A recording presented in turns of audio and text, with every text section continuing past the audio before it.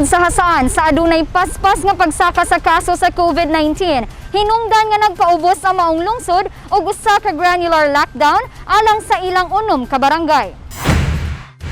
Gipaabot ni Hasaan Mayor Honorable Redentor Hardin atol sa pag-turnover og ayuda gikan sa kagamahanang probinsya nga alang kaniya usa ang vaccination sa tubag nga mahunong ang pagkaylap sa COVID-19.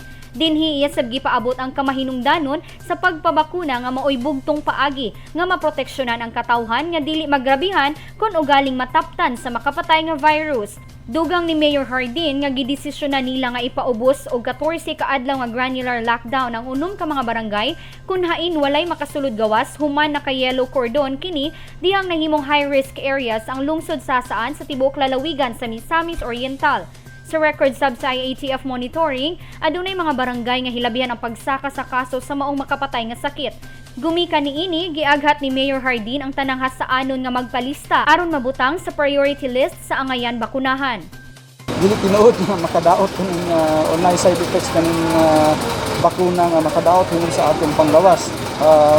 Imbes makaayo kani no para sa pagsugpo sa maong COVID-19 virus. Aminado ang opisyal nga anaa pa lamang dulan 10% ubos sa levels A1, A2 ug A3 ang nabakunahan na sa COVID-19 vaccine sa lungsod.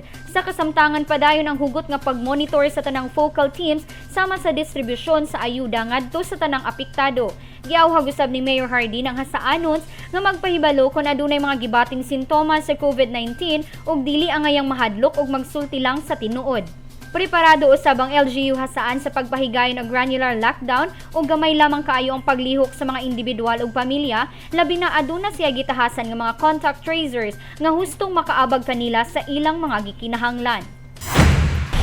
Sa iyang bahin, dako ang pagsalig ni Governor Bambi Imano sa LGU Hasaan nga pinaagi sa hingpit nga pagtinabanga ug pagtuman sa mga safety health protocols mapakunhod ang kaso sa COVID-19 sa maong lungsod.